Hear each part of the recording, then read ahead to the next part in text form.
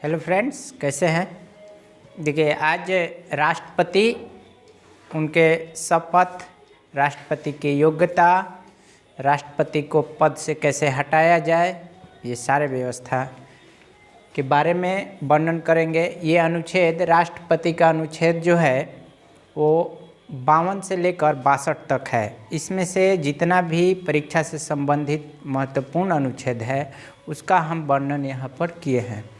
आप इसको एक एक करके अगर बीच में छोड़ रहे हैं तो फिर इसमें छूटने की संभावना रहती है। अगर आप ये सोच रहे हैं कि इतना में सब खत्म हो जाएगा तो ऐसा नहीं है। इसके बाद जो हम बताते हैं उसका भी बहुत महत्व है। बहुत सारे चीज़ ऐसे होते हैं जो लिखना संभव नहीं है, लेक्चर के दौरान हम आपको उसका वर्णन करेंगे।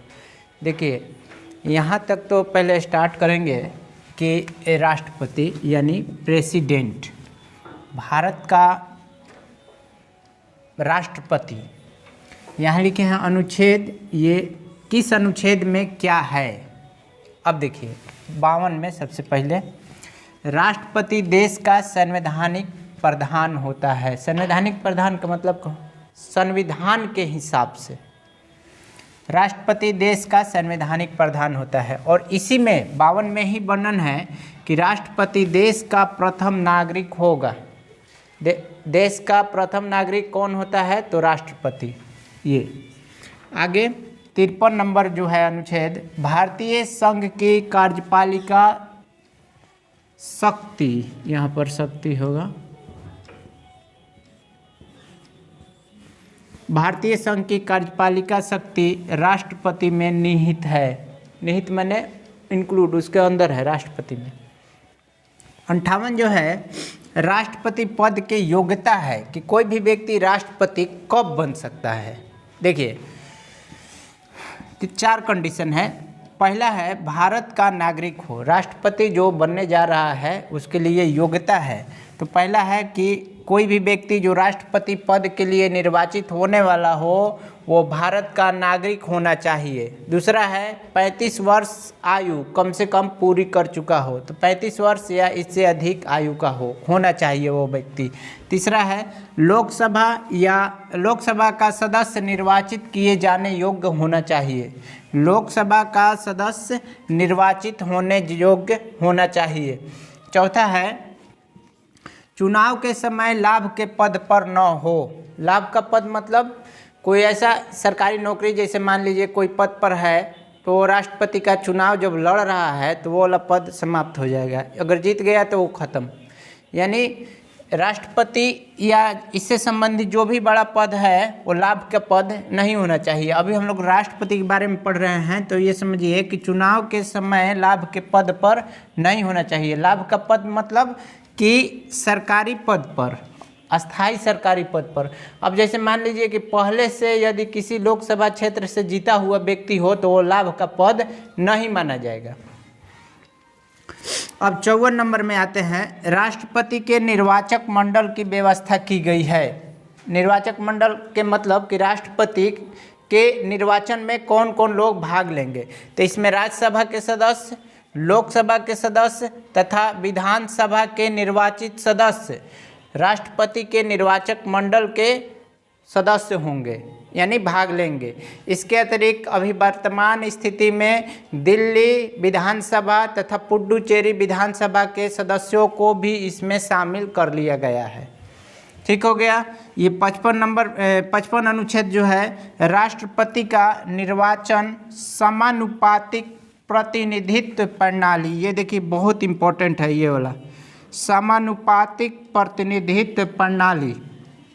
विकल्प में यही उत्तर रहता है कि राष्ट्रपति का निर्वाचन कैसे होता है, तो या तो ये रहेगा या फिर और एकल संक्रमणीय मत पद्धति, एकल संक्रमणीय मत पद्धति के द्वारा राष्ट्रपति का निर्वाचन होता है।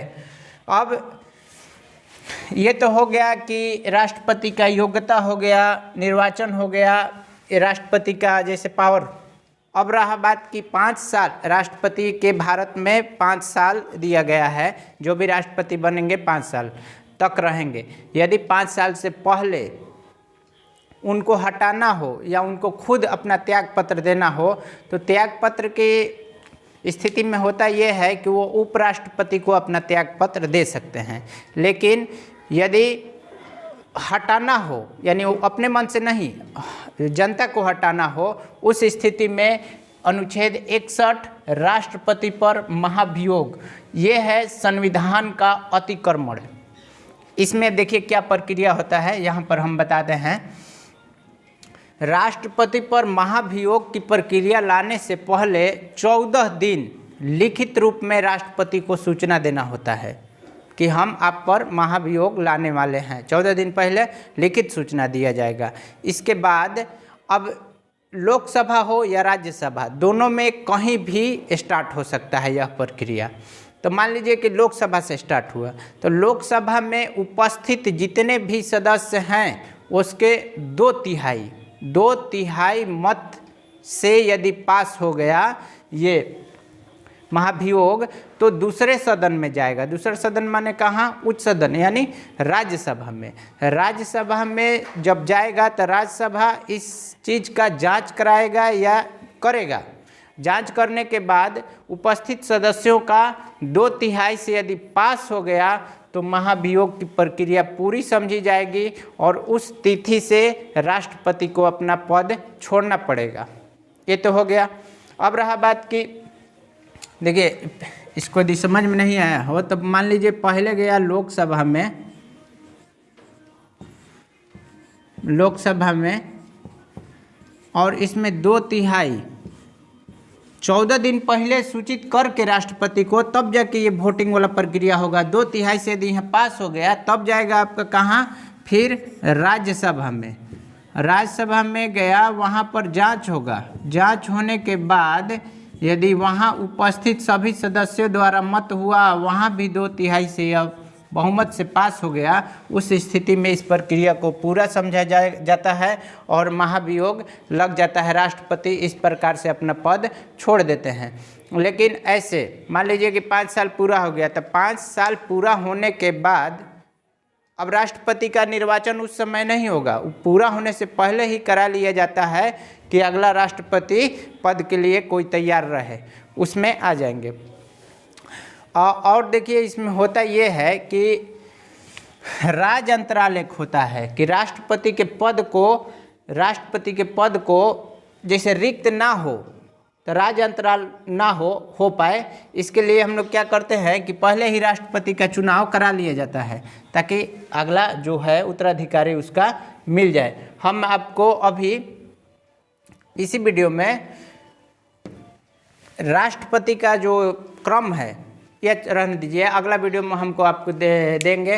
वीडियो कैसा लगा कमेंट करके बताइएगा। हम अगले वीडियो में आपको राष्ट्रपति का क्रम बताएंगे कि जब से भारत आज़ाद हुआ, उस समय से गणतंत्र हुआ, उस समय से लेकर अभी तक कितने राष्ट्रपति किस किस अवधि में बने हैं, अगला वीडियो में हम आपको डाल देंगे। वीडियो देखने के लिए धन्यवाद और साथ में प्लीज़ चैनल को सब्सक्राइब कीजिए।